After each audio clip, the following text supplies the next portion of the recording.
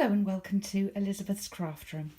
Today we are going to make a card using the fantastic It Starts With Art Cling stamp set from Stampin' Up. I absolutely love this. I adore that it's got the little re-inkers on there, but also all the greetings on there are lovely. You make everything sparkle. Let's stay up late and craft. Follow your art. You can see why I like these. These are really lovely. So we are going to make this card today, and a couple of little tips about how to make this this little piece pop. There are dies that go with this, and at the time of filming I do not have the dies, so I'm going to show you a way to get around having that. But if you do have the dies, they are fantastic. And this little one here, in case you're wondering what this is for, this makes like a little ribbon or twine winder with the die that comes through it with it. It's just gorgeous. So you can wind ribbon or twine around that little piece. I have seen that online and it looks amazing. So the dies are on their way to me. So let me go ahead and show you what we are doing today.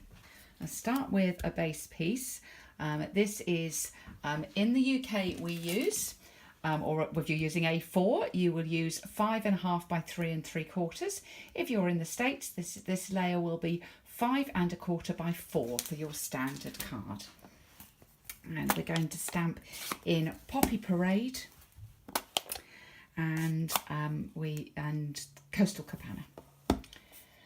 Right, okay, so I'm going to just do these are like little sequins. The smaller the stamp you are using, the lighter the touch, both when you ink up and when you press down.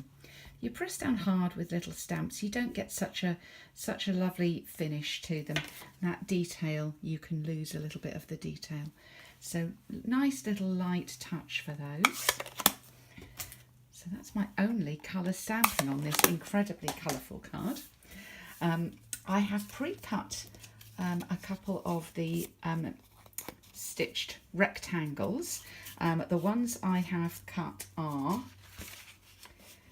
the 1 3/4 by 2 by 3 1/8, and the 1 3/8 by 2 3/4 layers. But you can play around with those. The inner one kind of fits the pens quite nicely.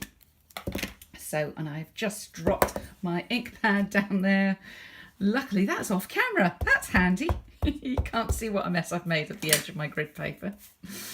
Okay, usually when something's off camera I'm like, no, I had that off camera. But today it's good. Okay, so I've just coloured those in, aren't they lovely?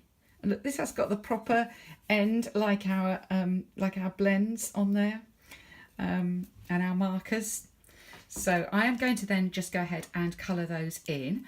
I'm using the blends, and I'm using the light Bermuda Bay. I'm going to use the dark Poppy Parade and the dark Mango Melody. But you can choose, obviously, whatever are your favourite colours.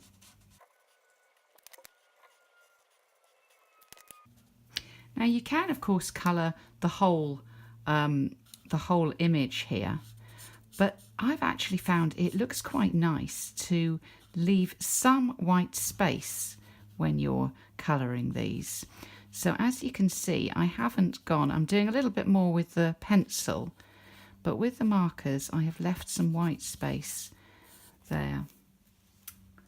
And I think that works quite nicely. You can kind of get a bit carried away and do too much, I think, on these, because you just want more is more is more. They're so pretty. And I'm going to use some dimensionals, using up my edge bits on this piece here. Always use your edge bits. And I'm going to pop that up. Okay, and that's going to fit right there. Now let's do our little clipboard. So what you're going to need for the clipboard is I've punched out an everyday label punch. I have also punched out a piece, it's using this new punch, Timeless label, and I've punched that out because I'm actually going to trim it, but it actually does make quite a good shape on this. So I was having a little play with this, and there's a couple of different ways to do it. So I will show you my alternate way. and then show you what I did originally, and you can see which you prefer. And then I'm going to stamp this little binder clip, and I'm colouring that in with the Bermuda Bay again. And again, you could colour this all over, but I left a little bit of white at the bottom where it folds up, almost as though the back side of it was not coloured. And I quite like the look of that. Now, if you have the dies, you can cut this out, but I don't, so I'm going to fussy cut. I'm not quite sure how close the die cuts, as I say, I do not have those yet. But I am going to fussy cut this fairly close. Now, if you're doing this and making it look like a real clip clipped onto something, all you need to remember is the bit that you leave in that loop needs to be the same colour as the paper that's behind it, if that makes sense. So if you're putting this onto a red piece and you're seeing red behind, you then need to colour that in with the same red. But mine is going on to white, so I am leaving that white. So there's my little binder clip cut out. And what I'm going to do with this piece here is just to cut that straight off like that. I'm just going to double check that's about right. Yeah, that doesn't look too bad. So I've just cut that straight across. And in there I am going to stamp "Let's Stay Up and Craft." So let's pop that one in there. And then I'm going to use this piece to assemble my faux binder or faux clipboard. So a little bit of glue on there. I'm going to glue that one on.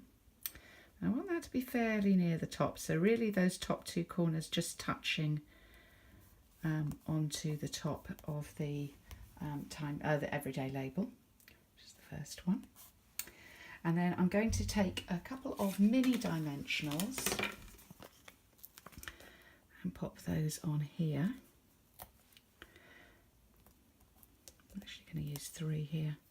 A little bit overkill, but it will make sure it doesn't move about.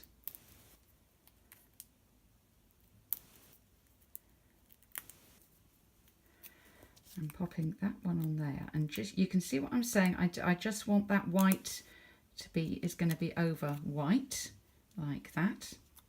Let's put a little bit of jumbo glue on the back there.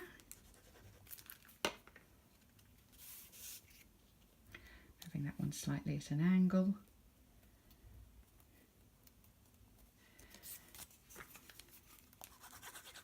And my markers.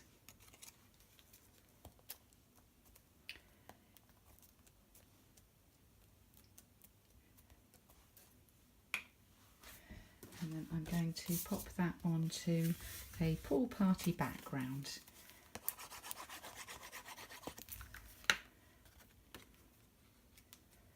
And that would just be your standard card size, depending on whether you're using A4 or US letter.